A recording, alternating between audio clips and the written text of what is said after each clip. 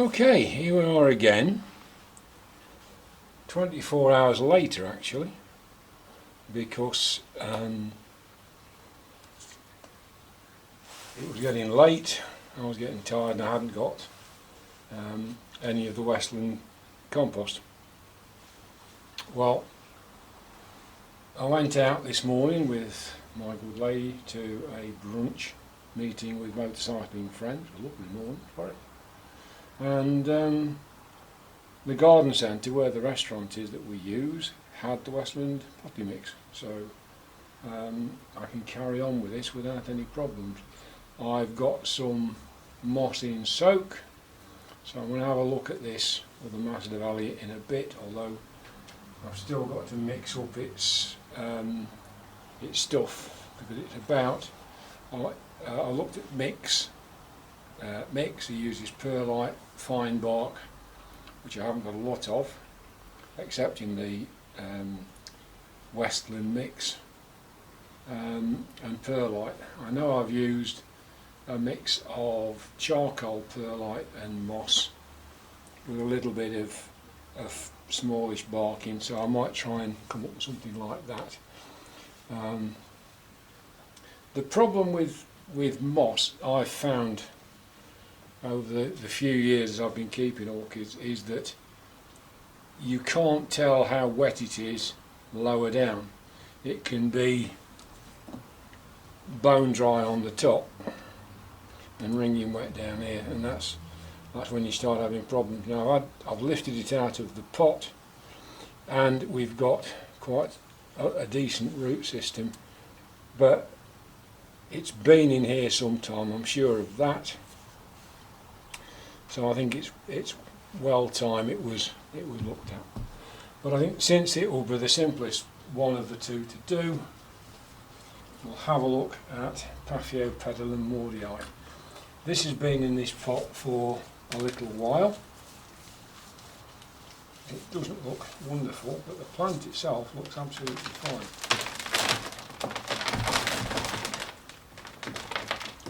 I haven't got the most fantastic root system ever. I mean, that's just come away in my hand, but yeah, we've got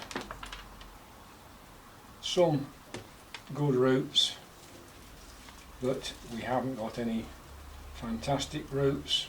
There's a nice nub there that's forming, but basically, as I suspected, this has been in the pot too long.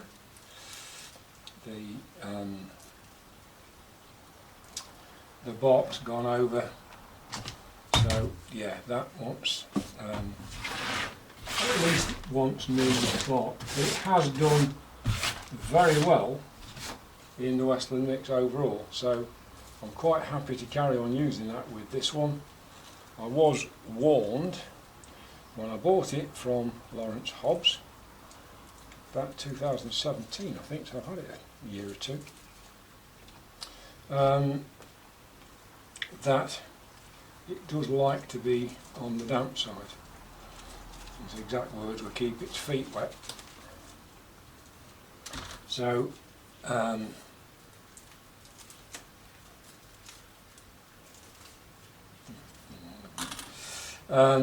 so it is a plant that likes to be moist. We've got a root, I've noticed just there, starting to break through the base of that plant. So we've got new growths, and we've got reasonable roots. So this is fine. This is not a problem. It should transplant and carry on. Now, whether I'll be better off potting it up a little bit, because it was absolutely rammed in that pot. I know orchids on the whole prefer to be tight. It means they can get the roots through it and wet it. Have I got something that's kind of one up on that? Don't know. I don't have any transparent pots the right size. It was in a 9 centimetre pot.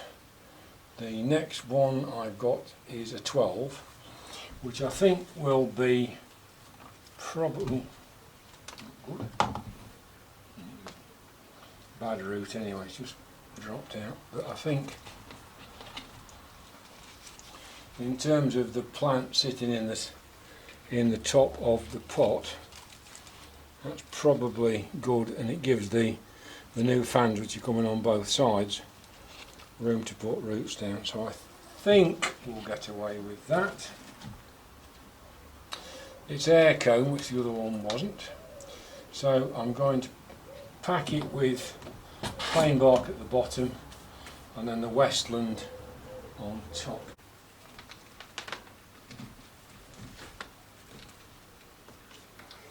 I've got to say that this is not my favourite mix.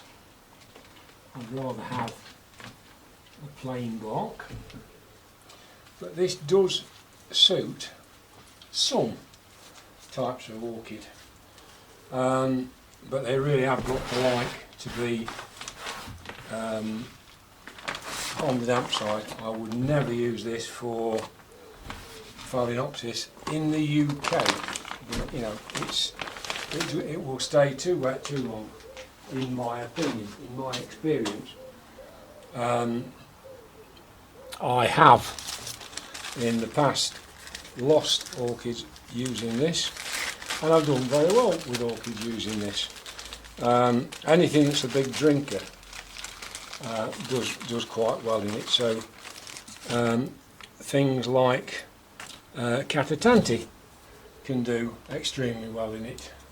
But even that, eventually, you've got to keep on, if you're going to use this stuff, because it's very fine bark, and you've got the ceramics which also help stay wet, that's great for certain plants, but then you end up with, it goes off faster. So the risk is that you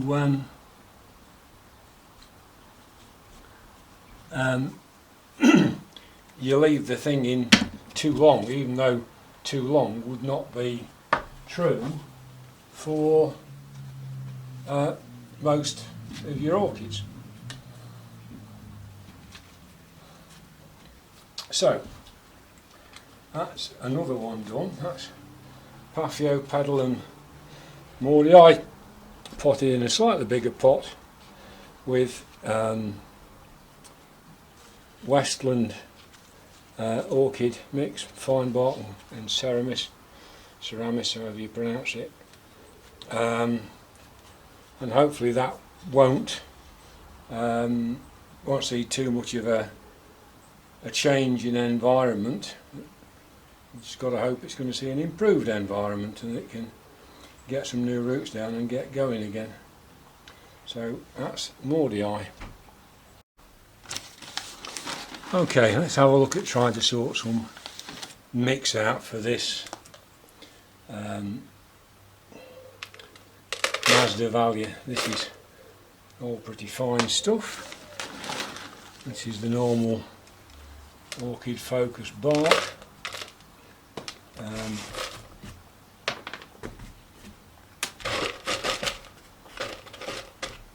I think that'll do all right. Looking at that, I mean, I think if I end up putting some of this into a bag,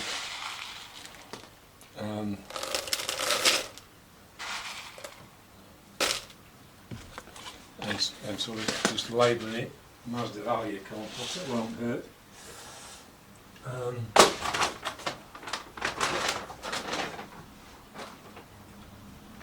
So that's some fine, well, smallish bark as I've fished out by hand. Some charcoal. I don't know if it does any good. I said before, I use it because other people use it. I'm not entirely convinced it does lots of good. Because you use charcoal to remove things from your aquarium. And it's alright saying, oh, it gets rid of impurities. Well, yeah, but it's not selective. If you're not careful, you'll strip more out than you want. So that's obviously no good at all. So the thing it wants now then is moss, and we don't want great big lumps of moss, we just want some which I've got to tear into little bits and just sort of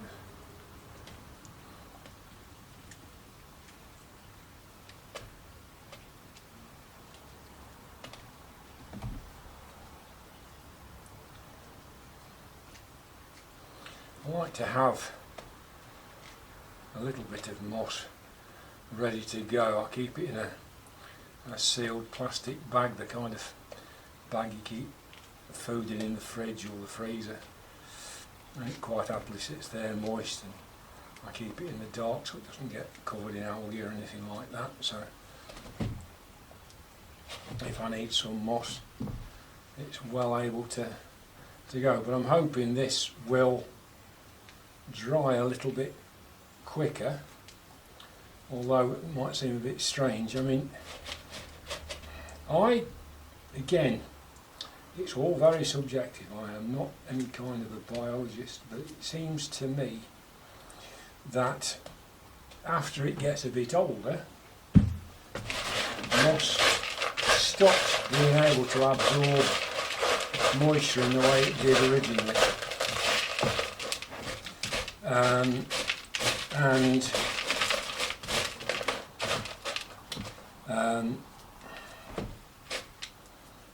bit too much moss in that, but never mind.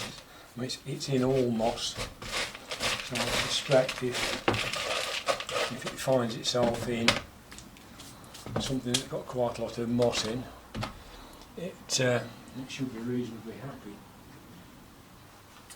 Now, I do need to be very careful with the Mazzy. The last time I did something with one of these, I went merrily hacking away with my fingers to get through the moss, and I ripped away a lot of roots. You can see that a lot of these roots are coming around the outside, which tends to mean to me that the bit in the middle is not to the plant's liking. It's got fine bark in the bottom to help it drain, but how much it's actually doing that, I don't know. I'm not sure it is anymore. So, oh dear. Oh, we've got a moss plug. Oh, nice. Is it a moss? Yeah. It's the original plug that the thing was grown in. Oh, lovely.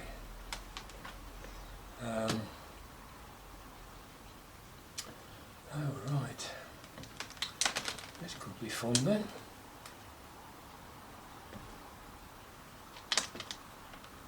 Still.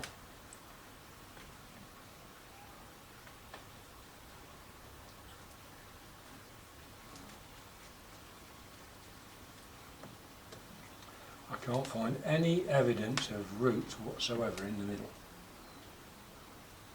So I need to be rather careful what I'm doing with this moss so that I don't damage the active roots that I'm finding around this outside. I think this is going to be a bit of an enterprise. I'm going to knock that off and do this, and then we'll come back. But you can see here, look, there's absolutely nothing in the middle. There's some dead roots there as they're coming down. I don't know what that is. It's very, very fine. It's almost like peat, is that? But all the roots are coming around the outside. So if it's not going down the middle, not penetrating, then the middle bit's not doing its job. Yeah, there's nothing going in more than 5 or 6 millimetres, quarter of an inch from the outside. So the middle is obviously fouled in some way, old or whatever. So yeah, I think this is going to take me a little time because I've got to be really careful in what I'm doing. Oh, goodness knows what I'm fighting. I think it looks like one of the little peat pot things that you get for doing any old seedlings in. Goodness knows. Anyway, never mind with that. Let's knock this off a minute and we'll see where we go from there. Well, I think we expect to see almost anything when we pot an orchid for the first time, and I've never seen anything like this before. I thought I would start videoing again when I got to this point so you could see what's inside it. It's definitely peat in some sort of a sleeve. I've seen this kind of like a paper sleeve. I think I've seen that kind of thing being suggested for growing tomato seedlings and that kind of thing in, because if you're dealing with something like that, it will rot into the material that you've got in. Hello, there's the original moss plug. The moss around the outside I don't think was all that old, but this stuff in the middle definitely is, and there's no roots at all in there.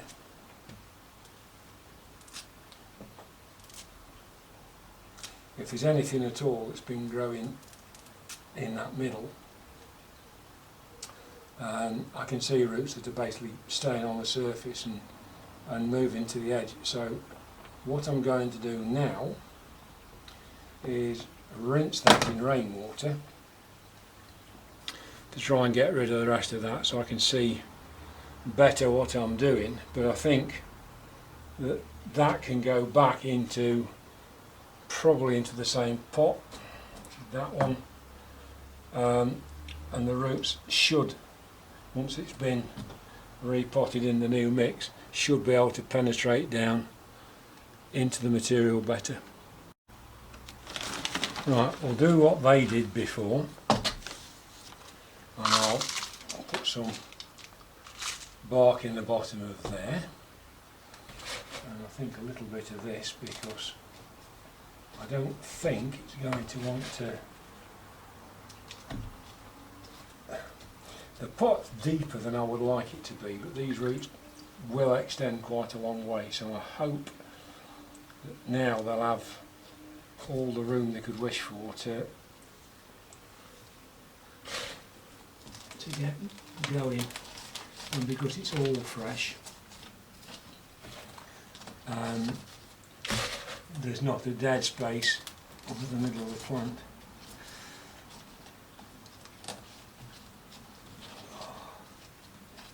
It's not a little brute, this is, because there's not an awful lot of room to get down the side here with sausage fingers like I've got. But anyway, I think it should be a bit happier in that. It's going to drain better. Hopefully it will dry more evenly, and I think best of all, it should be able to find a lot more room to put roots down now. So I'm going to keep my fingers crossed that that will now kick off, because it's almost stalled. I was going to repot it fairly soon after I got it, and I didn't, because I thought, well, it's in flower, so I'll leave it be, and I've left it be a little bit longer, and I'm beginning to think, as always, I've left it just a few weeks too long. But we have got quite a few decent roots all around the outside. We have got new growths. It's quite happily got, I can see 3 without even looking hard. So that, with some nice damp moss, I'm going to water these again in the next day or so. Water a bit through that just to finished the job. That's where the buttons.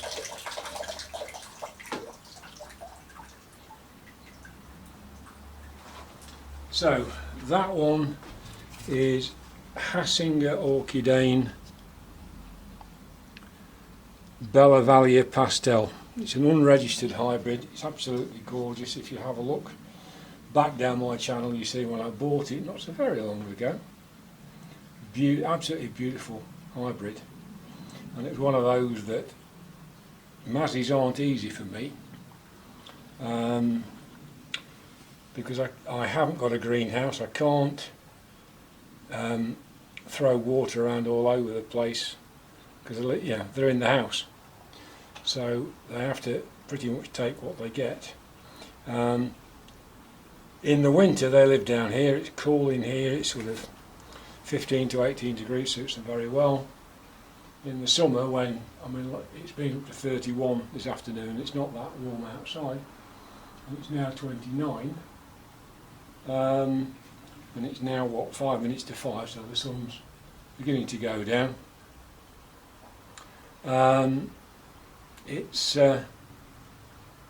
much too warm for them, so these now are living upstairs in one of the back bedrooms, which